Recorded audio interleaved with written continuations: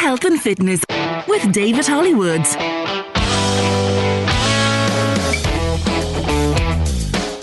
Hello and welcome to this week's programme. Here's what we've got on the agenda. Very shortly we'll be hearing from Tullamore Harrier and Kinnitty AC coach and runner Mick O'Brien about a community coming together to improve the health and fitness of people in South Offaly. We're delving into the work of the HSE this evening. A bit later you'll meet the Midlands women working to bring better health to parishes across the region. Sarah Daly is the new advanced nurse practitioner in respiratory care in Roscommon University Hospital. She joins us to talk about her new role and her journey through the health service. Meanwhile, the HSE is running an awareness campaign about their whooping cough vaccine for expecting mothers. Eden Derry's Dr. Ciara Conlon has all the details, and our reporter Jack Irwin talks to an Offaly family working to raise funds to help their daughter, sister and mother treat a rare aggressive spinal cancer. We are turning our attention to much needed sports facilities in the Midlands, and there are two Offaly brothers who are tipping away working to raise funds for a major sporting development in South Offaly. One of them joins us in the Health and Fitness studios this evening. Micheál O'Brien, you're very welcome to the programme. Thanks very much, David. Great to be here. Yeah, look, this is a really exciting project. Yourself and your brother, Podge, are sort of the faces of it in terms of what you're doing. But if you manage to pull this off, you're going to deliver extensive and very high quality and much needed sports facilities around the Birr community. Let's talk through exactly what it is you're putting together or looking to raise money for. So, David, at the moment, Crinkle Sports and Recreation Centre, they cater for about 500 adults or children every week engaged in sports activities. Okay. Now, the different clubs that are senior citizens are using it, special needs groups, the school. The main activity in the centre was handball. There's 2 handball alleys in it which are national and world class. Birr Kickboxing Club use it. Fitness classes are being held there. But there's a huge requirement for the upgrading of the facilities. At the moment, Birr has a population of 6,000 people, so all the facilities are really well needed. So on Bank Holiday Monday, the 5th of May, we're holding a sponsored walk or run. It's 5k or 10k to raise funds for the development of the Barracks Field, which is being used by Crinkle GAA. Now, the Barracks Field is iconic, historical in Offaly. It was built Crinkle Barracks was built in the early 1800s, and over 1,000 British Army soldiers were housed there. But civil war came to Ireland in 1922, and the barracks was burned down by the anti-treaty forces that year. Now, I'm old enough to remember playing in the ruins of the officer blocks and the bell tower, and they were finally destroyed in 1985. Not old enough to remember the Civil War? No. Right. Health and safety has improved since then, so you wouldn't be allowed to play now. No, God, yeah, that's mad, isn't it? Yeah. And then Crinkle GAA leased the field for a nominal fee from the Ministry of Defence for years until plans were made to purchase it, and a committee was formed then with a combination of the GAA, Birr Athletic Club, Tidy Villages and local business. Okay, so what was decided then ultimately was needed? What are you guys working towards in terms of delivery? So in the first phase, we will be building state-of-the-art dressing rooms, showers, treatment rooms, and we're going to develop the pitches and the infrastructure around it. Birr Athletic Club is a huge stakeholder in this event. Yeah. The second and third phases will see the development of a full-size floodlit all-weather pitch and an 8-lane 400-metre running track with long jump and shot put facilities. There's already existing projects happening on the site, and Offaly Camogie are developing their pitches there. They will have state-of-the-art spectator stands, ball stops and there'll be walkways around the pitches to enable parents to exercise while the kids are training. Also, another Crinkle Tidy Villages are developing a communal garden to make it a beautiful area for locals and visitors to enjoy. Yes. And at the moment, phase 1, we have secured capital funding of close to 200,000, and we hope to raise 50,000 from this sponsorship. But I checked it this morning and we're up to 33,000. 33,000 and the target's 50. And we've only run in 10 days, so I would just like to take this opportunity to really thank everyone who has sponsored a competitor. And we want to drive on that fundraising with this chat. So we'll remind people at the end of our conversation, but if people want to get involved in supporting what is a brilliantly ambitious and as you underlined, much needed project, where do they have to go? If they go to the Crinkle Sports and Recreation website or the Facebook page, they will see a link to the sponsorship. They can sponsor a competitor, or they can sign up to be a competitor and raise money themselves. David Kirby is the chairman. His number and email address is on the website. You can come up in the day and participate. It is on May the 5th, Bank Holiday Monday at 12 o'clock. It's a 5k, 10k walk, run. So bring your family, bring the buggies. We'll have a great community day. And in a few years, we can look back with pride on the facilities that we were a part of. Yeah. Okay. We're going to remind people of those details at the end of our conversation. But Michael, or Micheál, I should say, sorry, I first came across you personally when you ran me into the ground at the Offaly Indoor Athletics Championships a couple of months back. So obviously you run for the Tullamore Harriers, but you're also a coach at the Harriers, and you coach kids there, and Kinnitty Athletics Club as well. So you know and understand how important sport is, one for the community and two for young people generally. So talk to us about your feelings around the importance of developing facilities in Birr like this. Well, that barracks field that we are developing, 20 years ago, Offaly senior hurlers were training there, because that field was on the old parade ground, so it never got flooded. There was drainage underneath it. 20 years ago, Offaly senior hurlers were training there. Now they have the facility in the Fatal Fields. There is no chance that we would be going next week to a sold-out Páirc Uí Chaoimh if we were still training in the barracks field in Crinkle. Yeah. So that is the difference that facilities can make. I coach Kinnitty AC, and this is a club that was only formed 2 years ago. It now has 47 members, a majority of which never ran before. That has come about because Kinnitty GAA have developed their grounds. They have built a walkway around that people can run and walk safely. That is the difference that has made to the village of Kinnitty. All them people are out running Tuesdays, Thursdays and Sundays. Their children are seeing them running. It has normalised health and fitness, and it has definitely making a difference to their lives. It gives people a place to be and a sense of identity as well, doesn't it? Absolutely. And socially, mentally, physical health will improve with that. Birr is a sports mad town. Obviously, hurling, the small ball game, there's a huge passion for it there for obvious reasons. But I get the sense that in comparison to, say, somewhere like Tullamore, it's been underdeveloped over the last few decades. Absolutely underdeveloped. I see Birr Athletic Club training. They're training on that field. They have it marked out with whitewash. They're training adults. They're training kids. I see the kids wearing the Birr Athletics jersey at the Offaly Indoors. They're great children. They deserve those facilities. Birr has a population of 6,000 people. We need these facilities. We need the people of Birr and South Offaly to get behind this sponsorship, and we look back in years to come and be proud to be part of it. From your own personal perspective, how did you find yourself in the thick of this, in the midst of it all? Well, I grew up in Crinkle. My family grew up in Crinkle, and we played handball all our lives there. We got a bit of success at national level and world level, I suppose. And then I started running, and I joined the Tullamore Harriers, and I suppose I'm synonymous really with Crinkle, and the lads asked me to come on board, and I was delighted. I was chairman of Crinkle Sports and Recreation Centre for a few years, and I've been on the committee, and it's great to come back around full circle and give something back to the community. Yeah, because it's one thing participating in sports, but helping enable other people to get into sports is another thing entirely. Since you started doing stuff like that, what have you learned about yourself? What have you learned about people generally?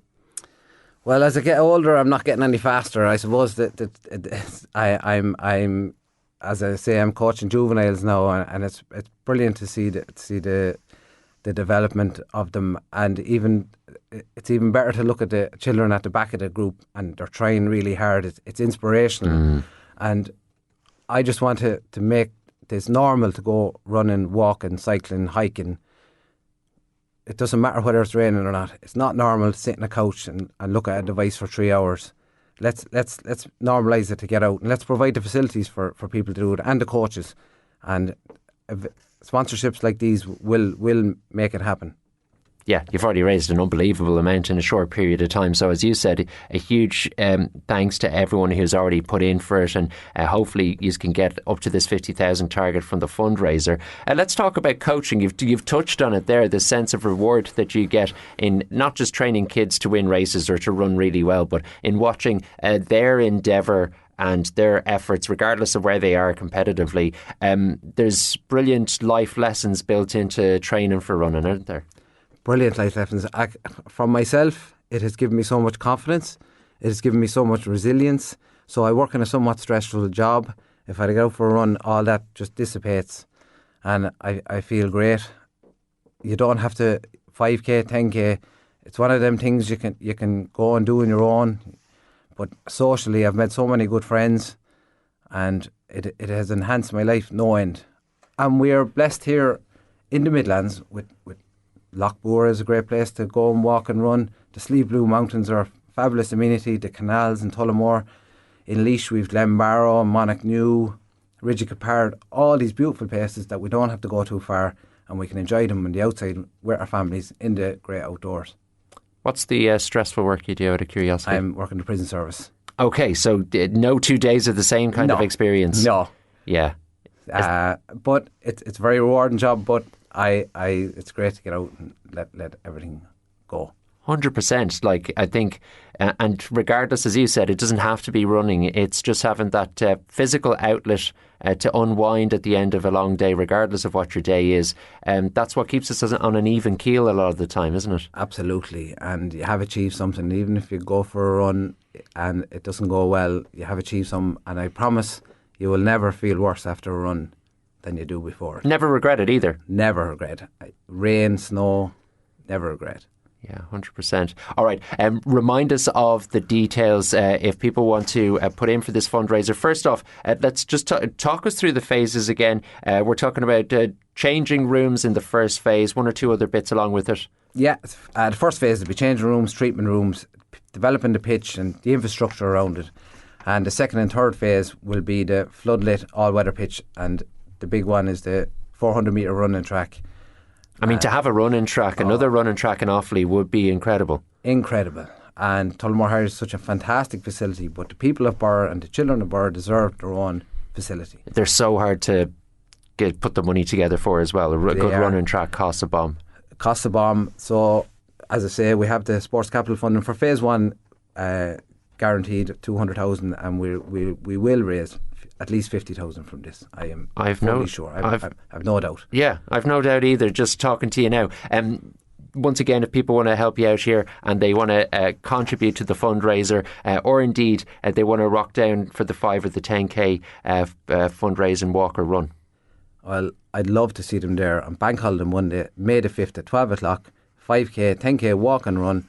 Bring the family, bring the buggies, and you can sponsor a competitor. Go to Crinkle Sports and Recreation website, Facebook page, contact any of the committee.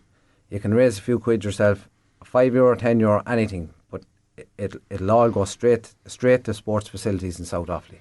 Where exactly is the run walk again? It starts at the Handball Club, which is the Sports and Recreation Centre in Crinkle, 12 o'clock, Bank Holiday Monday. Okay, great stuff. People can look this up online anyway. Micheál, the very best of luck with it going forward. Well done on everything so far, and hopefully we chat to you down the line. David, thanks very much for the opportunity. Pleasure. Next, we learn what it takes to become an advanced nurse practitioner. Health and Fitness with David Hollywoods on Midlands 103. Next on Health and Fitness, we're going to profile someone working in the health service. It's, I suppose, an aspect of life that we all interact with and we probably talk about to a disproportionate level in this country. And I thought on Health and Fitness this evening, it would be a good idea to profile someone from the Midlands who is working in the Midlands, who is serving the people of the Midlands, and who's taken up a new role at Roscommon University Hospital. So I'm very glad to welcome Sarah Daly to the programme. She has been appointed in the role of Advanced Nurse Practitioner in Respiratory Care at the hospital. She has a very interesting story and the work that she does is very interesting, and she is on the line now. Sarah, thanks so much for joining us. Thanks a million for having me, David. Not at all. The Advanced Nurse Practitioner role that you've just started in respiratory care in RUH in Roscommon University Hospital.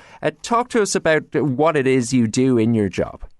So I suppose the main role of an advanced nurse practitioner is that we kind of have the autonomy to independently diagnose, treat, educate patients. So for me, in my area of respiratory, I see an awful lot of asthmatic patients, patients with COPD, sleep disordered breathing, and then a little bit of lung fibrosis or pulmonary hypertension. So there's a good mix of conditions. So really my role is about optimizing the patient's care and enhancing all of the interventions around their optimized living. So it's kind of keeping them well, keeping them at home, keeping them out of hospital if we can at all. Okay, and you mentioned there kind of your role around diagnosis.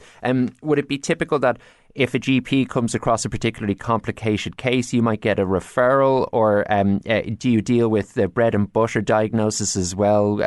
What's your kind of responsibility when it comes to how do patients come across your desk, I guess?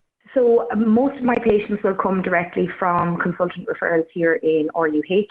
I also accept referrals from my clinical governors in Galway University Hospital. So we're trying to keep anybody from Roscommon, East Galway or our catchment area closest to home. So sometimes those patients will be diagnosed. Other times patients will get GP referrals into our medical assessment unit. We've got a brilliant A&P there and she's very quick to flag them. So anybody that she feels might have an undiagnosed COPD or an undiagnosed asthma, she can send my way, and then I can liaise with my governors in Galway to confirm a diagnosis for that patient. Okay, the work itself, talk to me about your feelings about it, because just listening to the latter part of what you said there, you know, there's an element of playing detective when it comes to diagnosing issues for people. You have to understand the human as well as the symptoms and so on and so forth. And what do you get out of the work? What are the elements of the work that you find most interesting? I suppose I love all aspects of it, really. You know, a lot of the time I'm meeting the patient from the minute they come in the door or their first admission to the hospital. So if they haven't got a diagnosis, it's about a really in-depth physical, a history taken and a kind of synopsis of their symptoms to kind of put two and two together. Then I do spirometry here in RUH. If we need to get full pulmonary function tests, they do need to go to Galway for that. But I suppose a lot of the time we can actually detect what the issue is with good spirometry. And from there, then I suppose it's just liaising with community support services. Sometimes they need referrals to other specialisms like ear, nose and throat or things like that. So there is a bit of playing detective, but after that, it's just kind of putting the puzzle together to get the patient where they need to go to optimise them. And then I guess there's that payoff if you think that you've got the diagnosis right, the treatment right. The patient eventually does come right. That must be a huge aspect of the positive feelings you get about your job. Oh, it's brilliant. It's brilliant. There's no feeling like it. You know, I suppose you're always a little bit disheartened if somebody comes in and says, no, you know, this one hasn't done it for me. Sometimes we do have to chop and change things a little bit. So they might need their inhalers increased or different interventions, but there's nothing beats the feeling when they're coming in saying, you know what, I've never had 6 months as well or 3 months as well as I have to date. So it's great. Okay, you are from Kilconnell and you actually started your nursing career in Portiuncula University Hospital. Talk to us how you got into the line of work. Yeah, so I completed my Bachelor in Nursing Science, so my undergrad degree, that was in 2018. And I stayed relatively close to home. I started working in Portiuncula on a respiratory and medical ward. And we also had an acute non-invasive ventilation unit, which is basically they're machines that support patients to breathe when they've got respiratory failure. And so I suppose as I gained a little bit of confidence and competence in the area, I worked more and more in the acute unit. So I kind of got more and more interested in respiratory, and I was really lucky to work alongside a fantastic respiratory A&P while I was there. And I suppose I was just in awe of her knowledge base and her autonomy and her scope of practice. And just following the patient journey, you know, she was able to see that patient when they came into ED, up to the ward, and then follow them as an outpatient as well. And I suppose that was something I really looked forward to doing. My love for it was definitely tested then with the arrival of COVID, but I suppose for me, it gave me a huge opportunity to develop my skills further. And our critical thinking and all that sort of stuff really enhanced. So I had decided then to start my higher diploma in respiratory care. I did that in the RCSI in 2020, continued on then to do my master's, and then was lucky enough that a candidate A&P post became available in Roscommon. So I put my hat into the ring and was lucky enough to get it. And I suppose that was the start of my 2-year journey up to registration. That's interesting. I haven't talked to anyone about this before, so I'd be curious to see what it's like. So you joined Roscommon as a candidate for the Advanced Nurse Practitioner role in 2022. That's a 2-year candidature. So are you working through those couple of years, not sure if this is where you're finally going to land, and ultimately waiting for the green light at the end of the process? What was that like? Yeah, well, I suppose as a candidate post, you know that registration is your end goal. So it can be anything up to 3 years. So sometimes people will enter the A&P pathway without having their master's complete. They might have a higher diploma in an area and then proceed through their master's programme that way. I suppose mine was a little bit more disjointed because I had the master's done before the candidate post came up. But I suppose as part of the 2 years, I started in October 22, so I had missed the start of the postgraduate in advanced practice nursing. So I decided then that I'd just do my certificate in medicinal prescribing, so I can prescribe any medications that my patients need. And then that was in January 23, and then in September I started the postgraduate course for advanced practice. So it was a little bit disjointed, but I suppose it enabled me to kind of work in manageable chunks the whole way through my candidature. As you talk through there's obviously space, time, and there's reward built into you furthering yourself in terms of your education, your professional experience. I was reading as well that you recently travelled to Edinburgh to do a sleep medicine and cognitive behavioural therapy course, which helps in relation to sleep-related breathing disorders. When you joined the discipline of nursing, it sounds like there's a broad range of avenues you can go down and plenty of opportunities to further yourself. Oh, absolutely. I haven't actually attended the course yet now. That's coming up in May. Oh, this May coming, I get you, sorry. Yeah. So I'm so excited for that because I suppose I never realised that sleep-related breathing disorders were something that I was so interested in until I came into this role. So the opportunity to be able to expand the service to facilitate something I'm really, really passionate about is lovely. But for any nurses that are looking to expand their scope or to go down a different avenue, the opportunities are endless. You can literally pick an area you enjoy, do a course and pursue it. You know, there's no stopping you really. Okay, so the horizons are as broad as your appetite really when it comes to... Absolutely, yeah. That's great. You mentioned one specific topic there that's actually quite interesting, which is sort of like... breathing disorders based around sleep, and I this is anecdotal, but people have said to me in recent times that snoring can actually be a big issue in terms of health. Talk to us about what you've learned recently or along the way about sleep-related breathing disorders. That seems like a really interesting avenue of respiratory care. Yeah, so I suppose sleep-related breathing disorders are massively underrepresented in society. We don't actually have quantifiable figures to state the prevalence of, for example, obstructive sleep apnea or REM sleep disorders.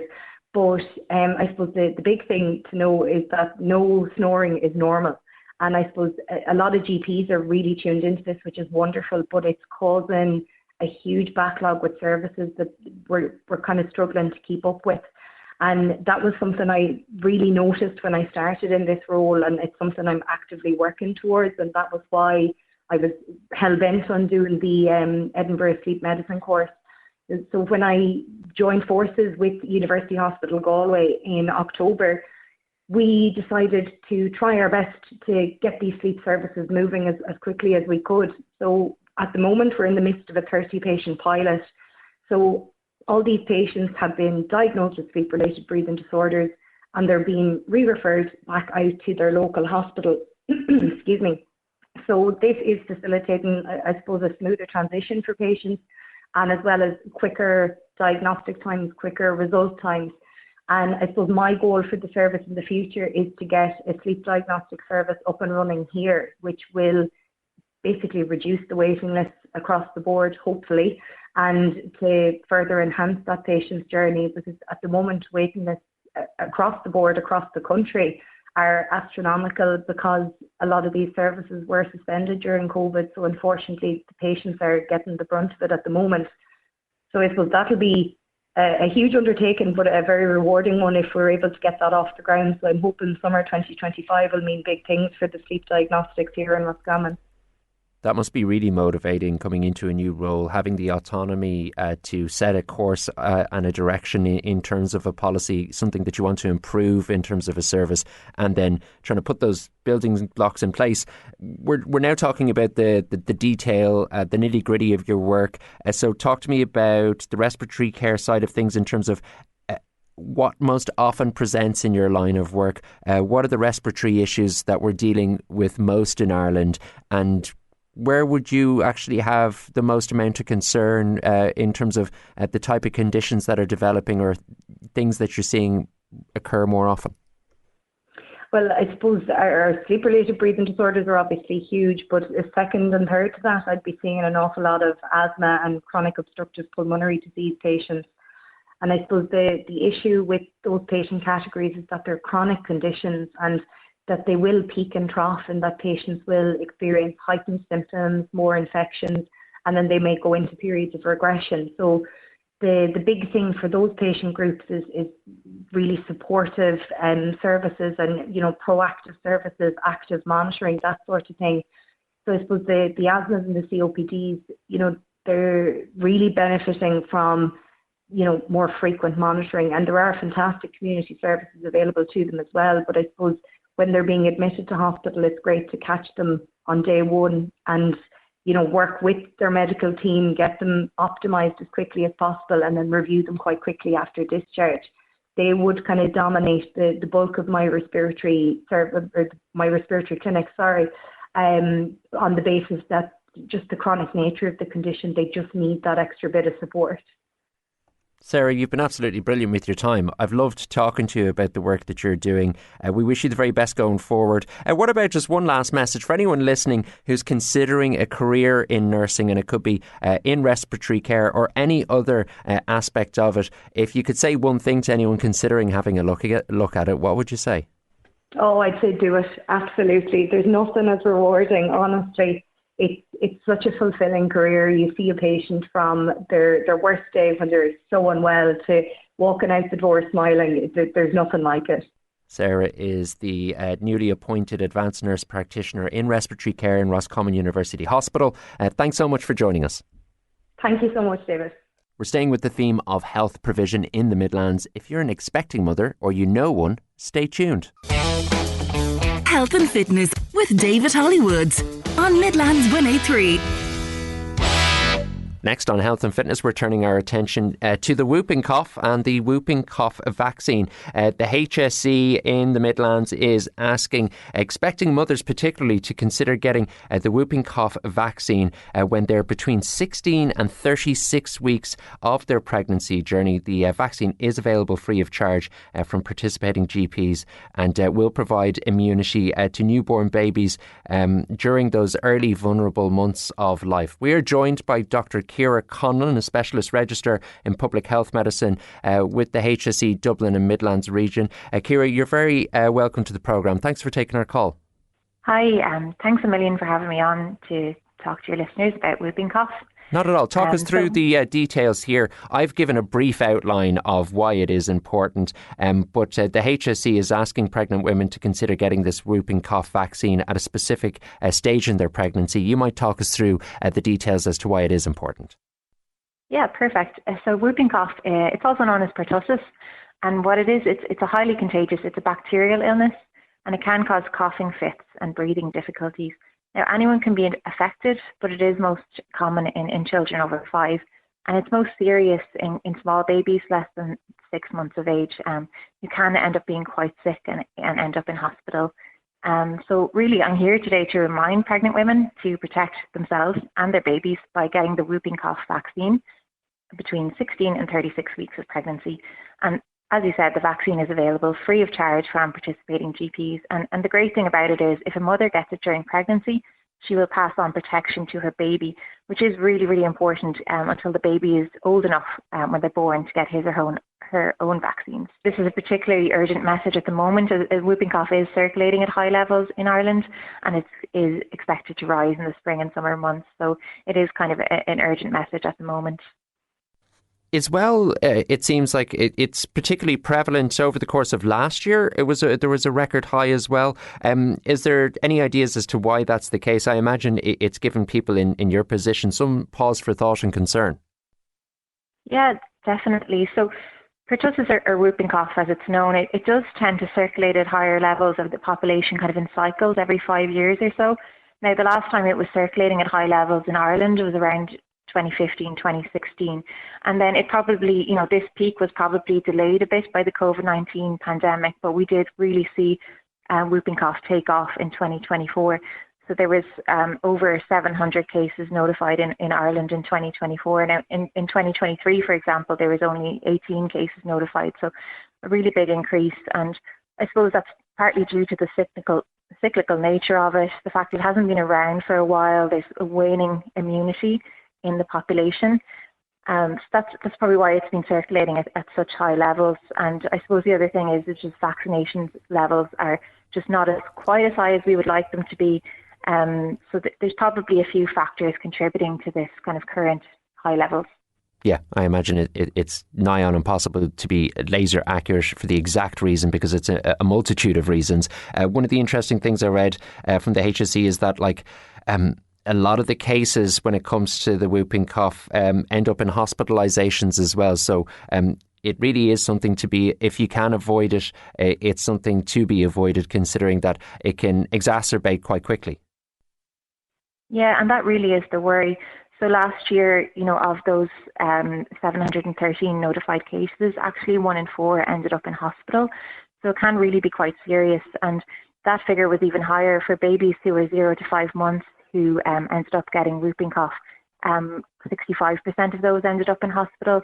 So, there is complications associated with infection, particularly for small babies. They can end up getting pneumonia, and sometimes rarely it can lead to other complications like inflammation in the brain and rarely death. And thankfully, there was no deaths last year, but there has been in the past. So it is something we take really seriously.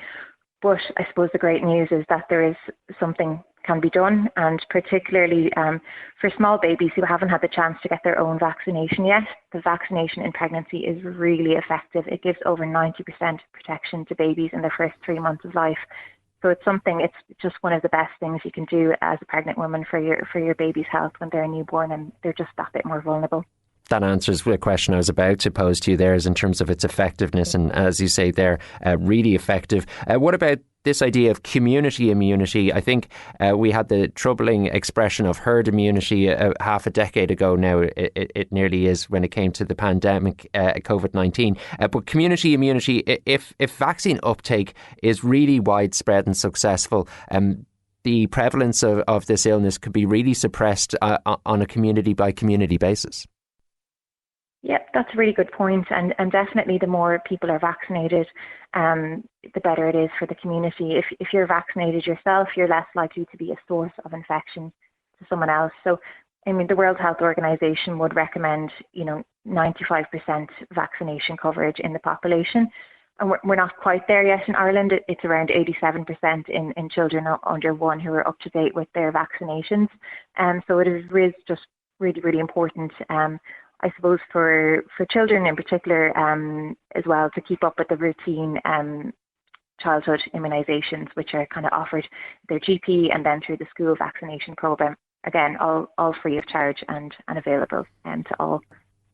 Ciara, what's your experience in recent weeks and months in the last few years about the public's receptiveness to taking vaccines? It was a hot topic for quite some time. Has it reduced, or I should say returned to what we'd consider the average perspective pre-2021? Or is there still a lot of concern out there in the public? I think there's been a kind of globally, not just in Ireland, there has been some kind of decline in vaccine uptake and acceptance. I think some of that is due to the pandemic and some of it due to misinformation. But I think, I think we're quite lucky in Ireland. We do still have relatively high levels. We could always be better, and that's something I suppose that we're really trying to target with this campaign. We don't have an exact estimate at the moment of how many women are accessing the whooping cough vaccine during pregnancy, but it's estimated to be about 50%. So there's definitely room to improve there, and there's so many benefits to it. It's safe in pregnancy, safe for the baby, and just so many benefits for the baby when they're born. Okay, if we have expecting mothers listening to our discussion this evening and they haven't looked into the whooping cough vaccine, what would you recommend that they do if they're interested in getting the shot? Yep, so they can contact their local GP where they're accessing antenatal care. So they could bring it up at their next antenatal appointment. If they're heading towards that 36-week mark, it's, I suppose, a bit more urgent to give your GP a call, because it is most effective if it's given in that window between 16 and 36 weeks. Okay. You can get it from their GP. If someone doesn't have a GP for any reason, or they're struggling to access the vaccine, they can contact their local health office with responsibility for immunisation as well. And if people do want more information about where they can get the vaccine, they can go onto immunisation.ie or mychild.ie. Okay, very good. Ciara, you're a specialist registrar with public health medicine in the HSE for this region. Apart from taking a call and having a conversation with the likes of myself from time to time, what is the nature of your work? Like, what does this title of specialist registrar in public health medicine require to you on a kind of day-to-day basis? Yeah, so I work in a regional department of public health, and we cover a few counties, so Dublin South West and Kildare, West Wicklow, Laois, Offaly, Longford and Westmeath. I suppose our kind of mission is about protecting and advising of the well-being of the population in our region. So that's about 1.2 million people. And that's really everything from controlling infectious diseases to health promotion, health service improvement. So I suppose day to day for me at the moment, a lot of my job would be responding to infectious disease notifications. So things like pertussis or outbreaks. I would be working on disease prevention or health promotion campaigns. We do a bit of emergency planning, some teaching, would do advocacy for health needs of marginalised groups. So it's really, really broad, very varied and interesting work. And it's, nice to be covering the Midlands regions as well, where I'm from. So I'm really passionate about the work. I really enjoy it. You went to school at Eden Derry, is that right? Yeah, that's right. So yeah, proud to be from the Midlands and nice to be working still in this area. Yeah, sounds like no 2 days are the same. If we have any listeners considering their next move, be it their first move for an education course or post-education career-wise, how did you get into doing what you're doing at the moment? Yeah, so as you said, I went to school in Eden Derry, and after that I went on to study medicine. So I did that in Galway for 5 years. And then after that, I wasn't really sure what I wanted to specialise in, but I did training in hospital medicine in Dublin and did that for a few years, more training and exams. I found I really loved infectious diseases and wanted to focus on that. Ended up going abroad for a while to work in Malawi and came home, and then kind of really had to think about it. It was COVID time, so I was working in the hospitals, was very busy, but I did know my real kind of passion was for preventative medicine and public health, keeping people healthy rather than just treating them when they're sick. So I think, it's a great career if anyone's interested. There's lots of ways into medicine. I went directly from secondary school, but it is, it can be done as a postgraduate course. And I work in a multidisciplinary team, so I work really closely with nurses. The nurses on my team are amazing. Also work with surveillance scientists, administration, and it's really, there's lots of ways into public health as well, if even without having studied medicine. So it's a great career. I would encourage anyone who's interested. You must have been thinking that the pandemic was just the perfect storm from your own perspective to come back to Ireland with the professional experience you had, and to be met with a once in a century kind of event like this, specific to your education and professional experience. That must have been a very, I suppose, intense and challenging and ultimately kind of interesting experience. Yeah, it was really challenging. I think, like a lot of people, it kind of definitely changed my life in lots of ways. And, I think probably where my career is now is probably very related to kind of COVID and kind of public health and being really interested in the challenges that COVID brought, and having just had the experience as well working in Malawi, where they had so few resources to deal with the pandemic, and how much kind of they appreciated the healthcare that they did have. I think that really kind of, I suppose, solidified that I was making the right choice going into public health. Well, we had Ciara on this evening, of course, because she was talking to us about the HSE's message to pregnant women about protecting themselves and their babies by getting the whooping cough vaccine. If you're between 16 and 30 weeks of pregnancy, the vaccine is available free of charge from GPs, or as Ciara is saying there, your prenatal correspondent with the HSE would be a good person to check in with. Dr. Ciara Conlon, Specialist Register in Public Health Medicine in the HSE. Thanks very much for joining us on Health and Fitness. Thanks very much. Anaplastic ependymoma is a rare aggressive spinal cancer. We feature an Offaly family working to help their daughter, sister and mother access a life-changing treatment next. Health and Fitness with David Hollywoods on Midlands 103. Welcome back. Our reporter Jack Irwin has been chatting to Offaly woman Mary Daly. Mary's sister-in-law Terry has been diagnosed with a rare aggressive spinal cancer. Mary tells us about the work they're doing to raise enough money to get her a special therapy. Anaplastic ependymoma is an aggressive form of brain and spinal cancer. It is a very rapid disease in terms of how it spreads. Very, very rapid, very aggressive cancer. And Mary, there is no cure for this disease, is that correct? No, unfortunately, there is no cure. There is multiple treatment options to improve the quality of life and extend life, but unfortunately there is no cure for it. No. When was Terry first diagnosed? When did she hear about it? And I suppose, how do you even think to process the information, once you get that news? Yeah, so Terry had a little bit of back pain in November of last year, so November 2024. It was gradually getting worse. She went to the doctor and they diagnosed initially sciatica, but they said they would send her for an MRI just to rule out disc problems. The back pain gradually got worse and worse, and when she had her MRI in January 2025, so only a matter of months ago, they actually found multiple tumours up along her spine. Initially for the family it was devastating. It was so hard to process. She's Wicklow, so she is 2 hours from us. So it just meant travelling up and down and just trying to support her as best we could. Now she's so positive. She's been positive throughout the whole thing. But for the family it was a big shock.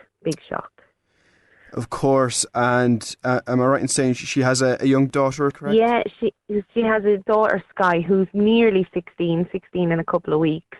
And her and Terry they're the best of friends. They really are.